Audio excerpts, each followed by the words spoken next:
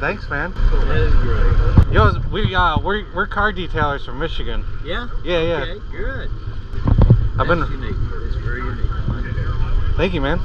So what all kind of products do you use in your car detail? We got a supplier. It's all high tech, Mm-hmm. and I can't remember what the other stuff is. I'm really bad at remembering names of stuff. Same time along the way, remember this, okay? Oh, I'm remembering that. Now, this guy here, he's a lot older than me, but he does look a lot like me. You know, we use a spray wax now, and it lasts probably 3-4 car washes. Okay, okay. So Good. I've been wanting to try your stuff out and compare it. Give it a go, make it a comparison between the two and say, oh, that's pretty good. If my goal is to try to make things last as long as possible, I don't like when people leave with a nice looking car and then I see it a week later and it looks like crap, you know? That's not what it's all about. No.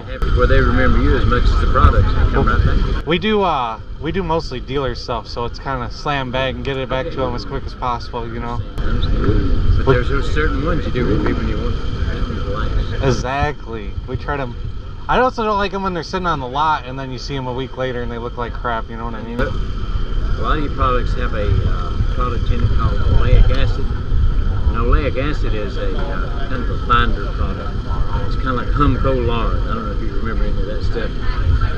And what it does when you first put it on, it leaves you a real nice shine. It fills in all of the voids and you think, wow, it's kind of like lipstick on a pig, you know what I mean? Yeah.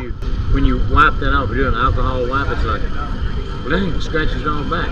Well, it didn't go anywhere. You just covered them over. So what you want your product to do, or what ours does, is you want that taken out. So then when you alcohol wipe it, it's like, oh, okay, sorry. My big thing now is I'm discovering with a lot of the new cars is they don't like to be buffed anymore. Oh, you talk about thin. If you put your paint gauge on these new cars on the thing, some of them are maybe 1.5 mil. That is nothing. I mean, that's as thin as a dream. And some of them, even if you say, like, take a random orbital to it, it's still going to get down even thinner. So let's be careful. Yeah, there's a new way of doing it that uses like a bunch of really soft pads. Yeah. And I'm hesitant, but I want to try it. It's a lot of money investment for something. If you do either buff or polish. Now, a lot of people confuse the two. A buffer is you know, pad yay big on a thing that revolves around a single fixed spindle. That's a buffer. Yeah. Now, random orbital is this. Now, on your random orbital, it's much harder for it to buff the finish down or take too much of your clear away. The buffer, okay, you gotta be careful with that. Yeah, we just had that issue where he was buffing along and barely touched the door handle, and it was. It's like, dang it. That was What it. do we do? Well, call the paint shop. They went $100. So what you want is something that's not going to do that, but you can achieve the maximum shine, least amount of effort, and not take too much of your stuff away. So your new soft pads, on your foam, you want non-reticulated foam, which simply means it's a non-closed sail. And a closed sail foam on the thing contains too much of, say, if you've got a polish used, and it just keeps coming out, and it's like, well, that ain't good. So we want to open sail structure. All right, that makes sense. Well, thanks for the advice. Oh, but the thing to use something. I gotta try something different. We can't just No, and look around and evaluate the product versus what you're looking for versus what it produces versus the satisfaction of your customer. When you achieve those, it's like, okay, we're good. Yeah, for sure. But if you have it to where your customer's not happy, it's kind of like your wife.